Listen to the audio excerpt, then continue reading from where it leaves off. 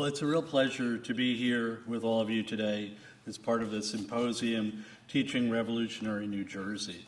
So my presentation is going to focus on using archaeological techniques to study and teach the American Revolution. And I want to do that through a case study, but also through a broader examination of archaeological techniques that you might employ even without benefit of a professional archaeologist. So we are celebrating the 250th anniversary of the American Revolution. And 50 years ago, we celebrated the bicentennial. It was a time of great excitement. The Freedom Train crisscrossed America. I visited it with my Cub Scout troop. Community groups, including Boy Scouts and Girl Scouts, and my father's students at Roosevelt Junior High School in Westfield, New Jersey, painted fire hydrants in patriotic colors. And reenactors fought the revolution again and again and again. I visited the Battle of Short Hills, which the Patriots won, which is kind of interesting because they lost it during the revolution. Lonely and forgotten cemeteries saw a renewed interest, and grave rubbing became a popular hobby. Unfortunately, it turns out it's quite destructive to gravestones. And books that would shape the evolution of American historical archaeology hit the store shelves. So how will the 250th be remembered? I hope in part through public participation in archaeological excavations like Dr. Janofsky's that reveal new information about this formative period in our nation's past. So with that as background, let's talk a little bit more about New Jersey. New Jersey's appropriately termed the crossroads of the Revolution, with major battles at Trenton, Princeton, Monmouth, Springfield, and of course, Red Bank. And this is commemorated through the crossroads of the American Revolution National Heritage Area and our nation's first National Historical Park, Morristown. From 2019 to 2023, Monmouth University had the opportunity to conduct a series of archaeological field schools at Morristown National Historical Park, exploring the campsites of the Revolution and generating considerable new information about them.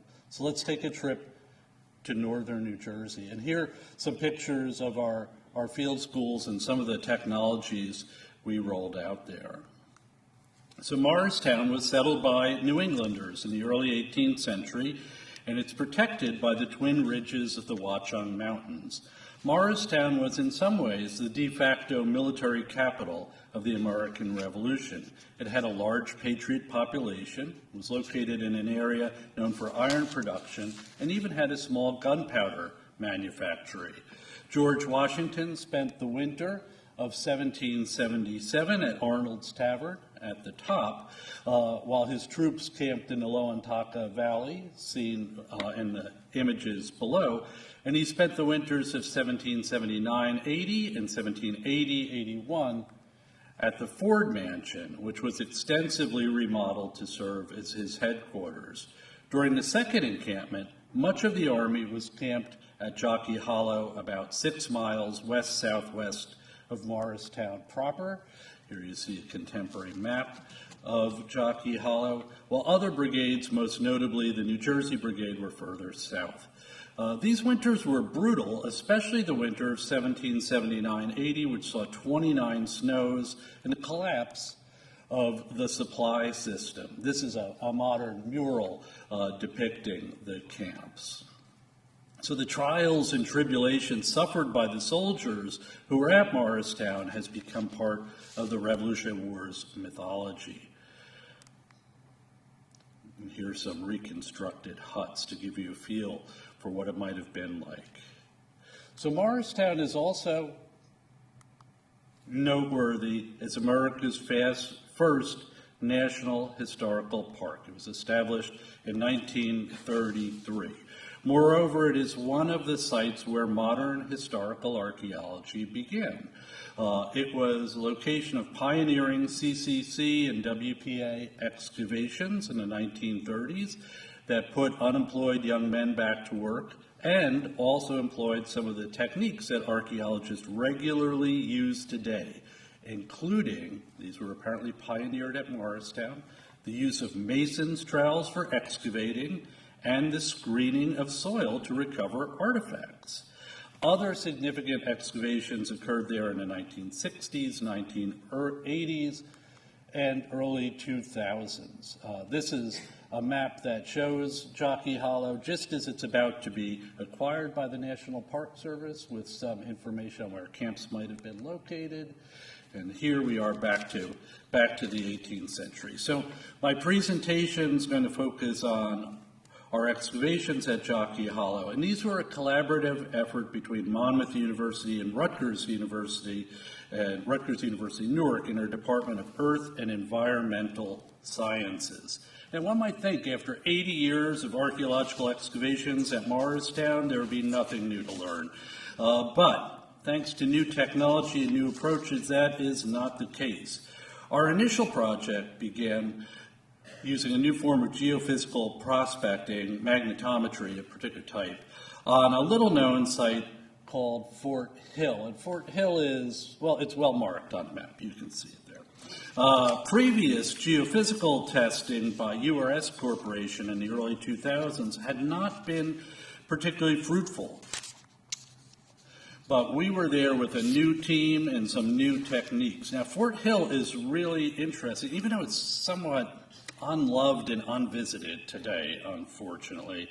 It's very interesting because it is the site of a major mutiny in the Continental Army. So the winter of 1780 saw a portion of the Continental Army at Morristown, troops of the Pennsylvania line huddled at the base of Fort Hill, and a fortification was constructed by Anthony Wayne and his troops on top of this hill as a place of refuge if the British were to have attacked Morristown, which they never successfully did. I think Wayne was also interested in keeping his troops, who hadn't been paid in quite a while and were pretty ill-fed, busy. So he talks in December of 1780 about tracing out a kind of citadel consisting of 3 small redoubts, the whole enclosed by a stockade, and about 100 men were put to work on this, and local civilians were also employed. It was quite a project. Weather was very poor, though, during this winter, and that exacerbated the morale issues that the Continental troops were suffering. Joseph Plum Martin, whose diary is well worth reading, reported being reduced to eating tree bark and shoe leather during this time period. That may have been a little bit hyperbolic based on what we found archaeologically. And the soldiers were frequently described as naked, though in 18th century parlance that does not mean they were unclothed, as in the TV show Naked and Afraid, but rather that they were not properly dressed. Even more worrying, they had not been paid in months. Talk of mutinies spread through the ranks, and on January 1st, 1781, the Pennsylvania line, some of the most experienced troops in the Continental Army, mutinied. And when Captain Adam Benton attempted to quell the mutiny, he was killed. The troops soon formed up to march to Philadelphia. Wayne tried to stop them, and finding that he was unable to do so, he decided to march with them. Ultimately, they would meet with representatives of the Continental Congress, receive some back pay, many re-enlisted, and the story, to some extent, ends there. It's not really the heroic tale of the American Revolution you might be expecting, but it does reflect the privations and challenges faced by the soldiers of the Continental Army. After the Revolution, the huts were sold off and dismantled, trees reclaimed the hillside, which had never been very productive agriculturally, and Fort Hill was abandoned and forgotten, and tourists started to arrive almost immediately, which is kind of fun. Morristown and the camps at Jockey Hollow were high on the list of sites to visit, and historians and chroniclers of the American Revolution, such as Benson Lossing, William Barber, and Henry Howe, all visited Morristown. This is the Ford Mansion with a tourist and a guide. And then over here, you see the bases of huts, the hearths from huts. Early archaeological excavations largely missed this area of the park. Another tourist image. This is actually Fort Hill, the site we'll be looking at. So take in that pile of rocks. It will come back again. Early archaeologists largely missed this area of the park, but that changed in 1963 when this gentleman, Colonel J. Duncan Campbell, who later founded the William Penn Museum in Harrisburg, Pennsylvania, the Pennsylvania State Museum, documented a number of huts. Now, he had a curious excavation technique. He did not excavate the entire hut. He would excavate the hearth, looking for artifacts. And this worked for him. He found a number of artifacts and documented dozens and dozens of huts. They're sort of hierarchically organized on a hillside. So if you're an officer, you're up here. A non-commissioned officer, you're down here. An enlisted man, you're down here. So this is the site that we'll be revisiting. One of Campbell's drawings, right? Lower fireplace, a textbook example, and a couple buttons that he found. Later, Ed Rutsch, another noteworthy archaeologist, did extensive excavations for the National Park Service and again documented these sites. Now, when we first got there, to the base of Fort Hill, the ruins were obscured by fallen trees and a luxuriant growth of Japanese barberry. So if you're at Home Depot or Lowe's and you're looking at Japanese barberry, look away. It's an invasive plant. You don't want it. We hired a professional arborist to remove the trees which had fallen during Superstorm Sandy. And we equipped Pantelis Soupsis from the Technical University of Crete with an American weed whacker, and he went to town. Apparently they don't have weed whackers like this in Greece. We laid out a grid across the landscape, which is how archaeologists generally begin their projects, and then we conducted magnetometry. And the areas that are blue or red show magnetic signatures. So this is getting pretty excited. We're up on top of this hill. We started excavating shovel tests with students. 27 of them were excavated. None of them yielded any artifacts.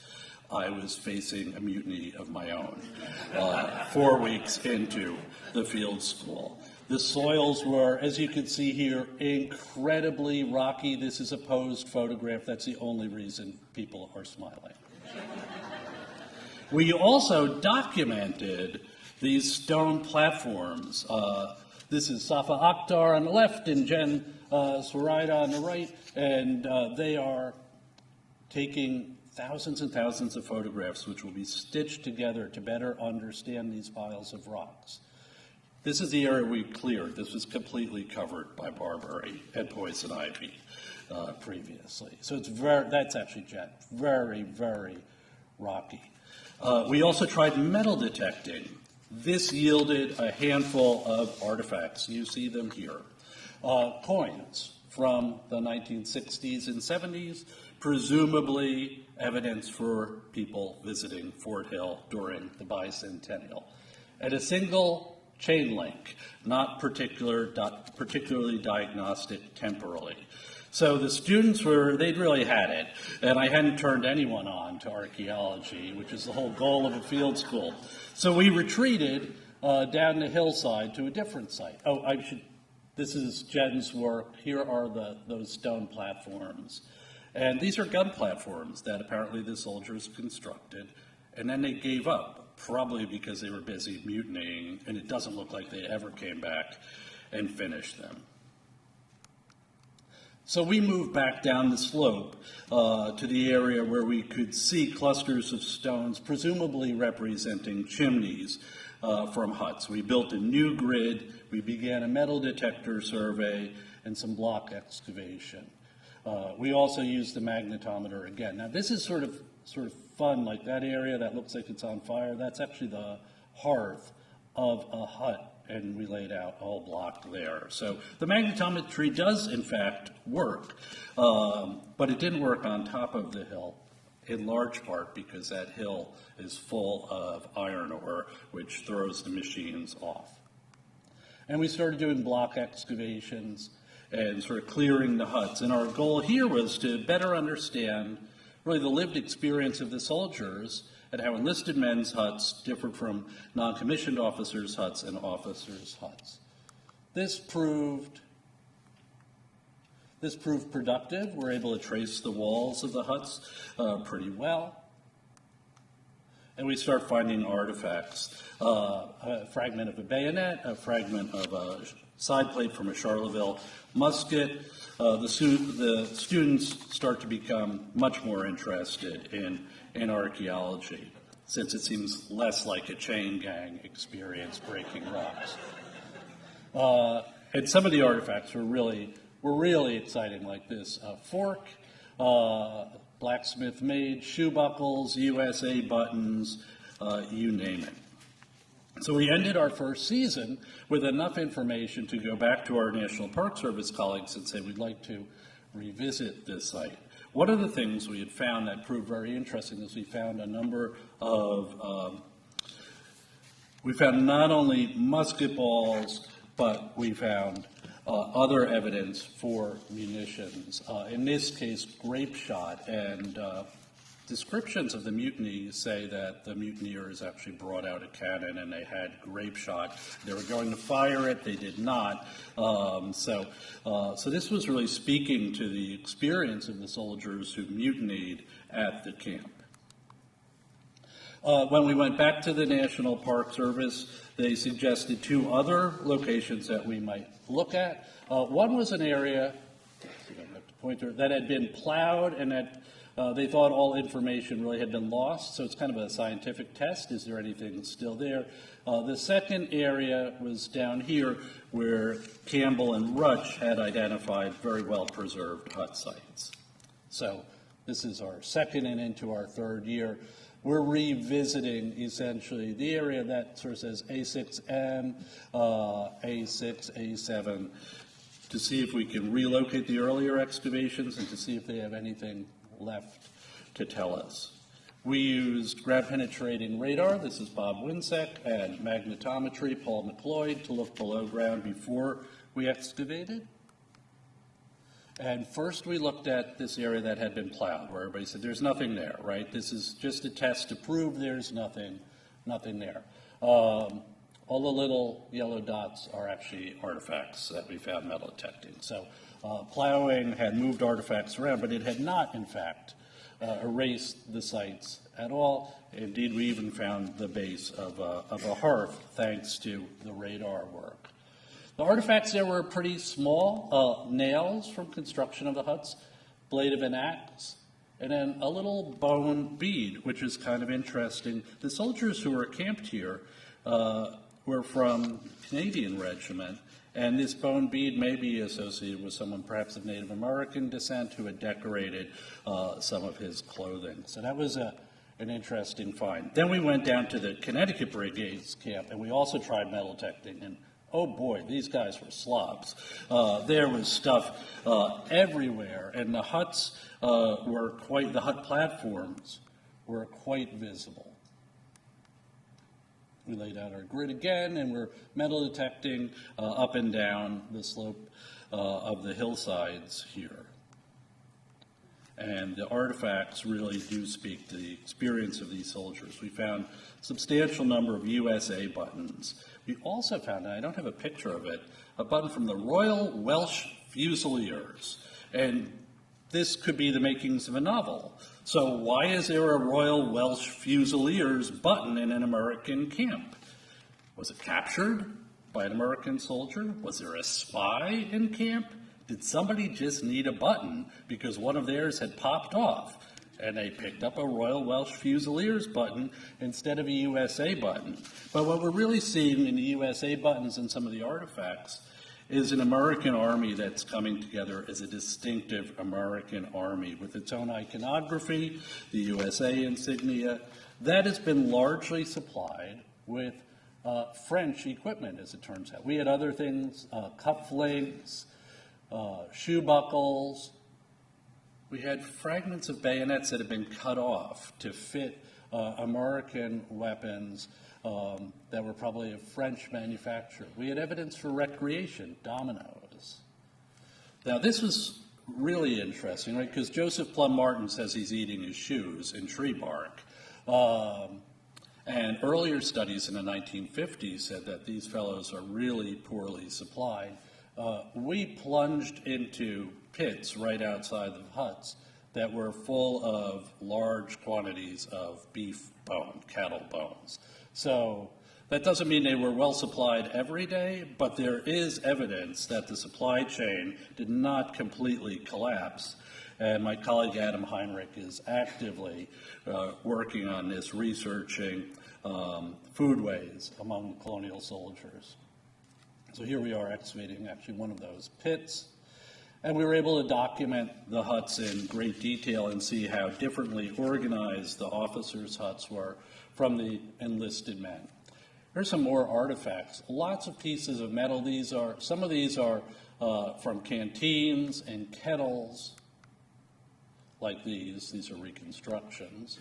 We found evidence for earlier archaeological digs. That's always fun, right? So these are the tags from Ed Rutsch's dig in the 1960s.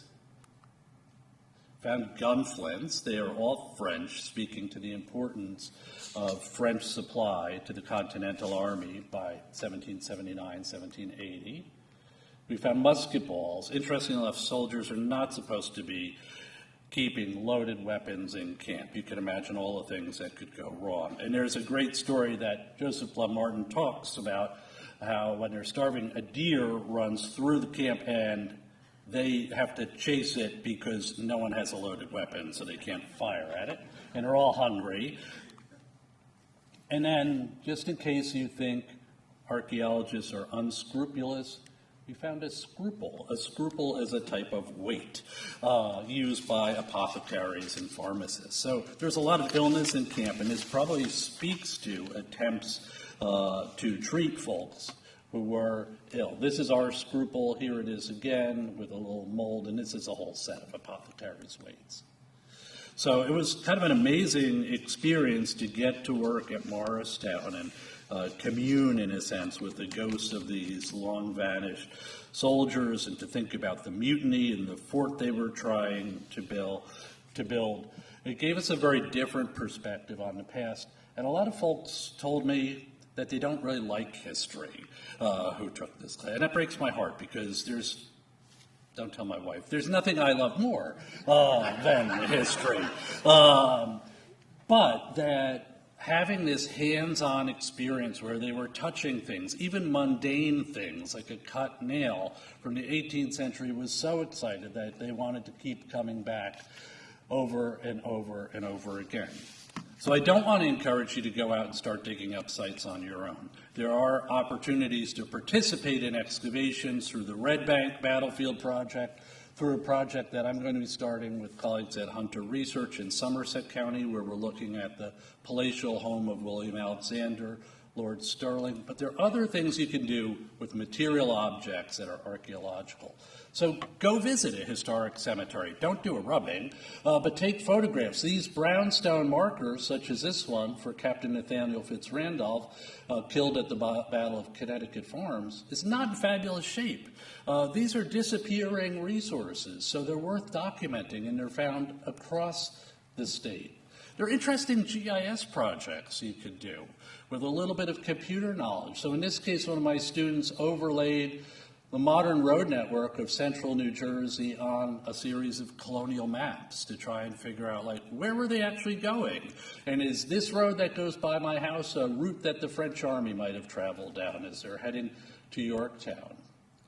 Go visit some of the monuments. Our state has more monuments to the American Revolution than to any other conflict. And think about the stories they tell. Maybe talk back to them a little bit. And then historic house museums, right? We have a superabundance of historic house museums. Often they are a little bit unloved. Go visit them, check them out, see their collections. They all have very, very interesting stories to tell. These are some in Somerset County, the Van Vechten House, the Vanderveer House, the Wallace House, and of course, the Abraham Statz House. And then if the opportunity presents itself, consider participating in an archaeological dig, even if for a day. My father, who was a high school teacher, participated in one, came home, was so excited that it ended up ruining my whole life for profitable employment, because he immediately had me taking a field school, and I'm still doing archaeology now, decades later. So thank you very much for having me as part of this symposium.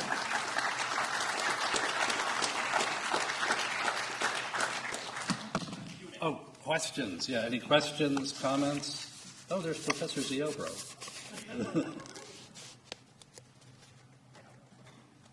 Everyone is stunned into silence. For your field school or your events that you're doing with students, what has been like the biggest aha moment for the students?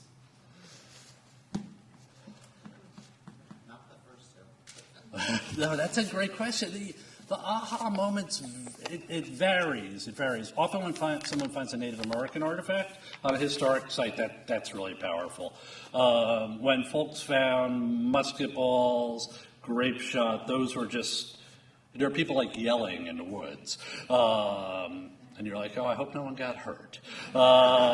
So I think there's that moment of discovery that is often the aha moment. For the archaeologist proper, the aha moment is not so much that individual artifact or jaded, right? Instead, it's if you can tie something back to a document and a map, and you can begin to sort of triangulate and tell a story in a little bit different way. But yeah, thank you for a good question. Sir.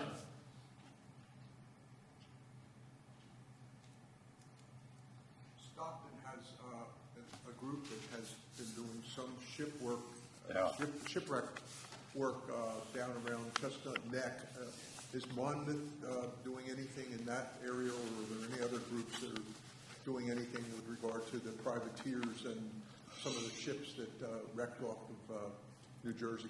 Yeah, so Stockton is doing fantastic work looking at privateers in the area around Chestnut Neck, now vanished colonial community. Steve Nagowitz is one of the leads on that, and one of my students did her master's thesis working with Steve and me, and then another student, there are a similar set of shipwrecks in Crosswicks Creek by Bordentown from the Pennsylvania Navy, which was mentioned earlier in a presentation. They have also seen some documentation where Monmouth actually and Stockton partnered, but naval warfare was particularly important. South Jersey, many of the towns along the coast, Toms River, etc., were very important for privateering, and there's a lot of work to be done there. But I would say Stockton is really doing the most important work right now. Yes? Hi. I'm going to inaugurate this side of the question. Fantastic. Good to see you, Rich. Yes. Something when you were talking, and I was thinking about this when Jen was talking as well. Jen and I have talked about it. I think you have a real opportunity in these situations to talk about the chaos of living through history. I wondered if you can talk about how you kind of approach that with your students. That we look at it from this end and we know what happened in the end, but none of it was preordained. And I think that story, of the Pennsylvania mutiny of the Pennsylvania line is a great example of that. I wonder if I'm not sure exactly what my question is, but if this is resonating in any way for you. It does resonate. So I was working on a project on Revolutionary War reenactors. I was thinking about writing a book on reenactors with a colleague. So I was doing some reenacting, which was a different experience for me. And I was dragging my family to Washington's Crossing, and I'd help row across and everything. And it was really driving my kids, who were young adults, nuts, because they would be like, how it ends, like, why do we have to do this over and over and over? I was like, well, it's so much fun, like I'm out there rowing, but so I think that archaeology and those lived experiences, reenacting would be another one. Give a different perspective, and I hope these stories complicate our understanding of the past. certainly the excavations at Morristown, right? So it's not just heroic; it's miserable. The soldiers who are there are diverse, and they have varied experiences. The fact that some of the camps we're looking at were actually Canadian soldiers is super interesting. And what did they think they were doing, and why were they there so late in the war? And being able to sort of engage with that. And then the idea of a mutiny, like, oh, this wasn't all hunky-dory. This is pretty late in the war, and they're mutinying. And the guys from Pennsylvania mutiny, it works out okay for them for the most part. Adam Benton, it's awful for him, right? He died. But when the New Jersey troops try to do the same thing a little bit later, they're brutally suppressed. I mean, people are being executed. So I think we live in really complicated times today. You never know what's going to be in the news, but looking back, these are really complicated times too. And even though we know, in a sense, how it ended, they didn't know how it was going to end. And those Hessians at Red Bank probably thought, like, oh, we're just going to take this fort, it's going to be great. And it was, most awful experience of their whole careers, and these are professional soldiers. Similarly, this was a really complicated time. And I think it's why it's so important to study it, and maybe it gives us some more insight into our own times, which are complicated in different ways. So, all right. Anyone else? All right, thank you.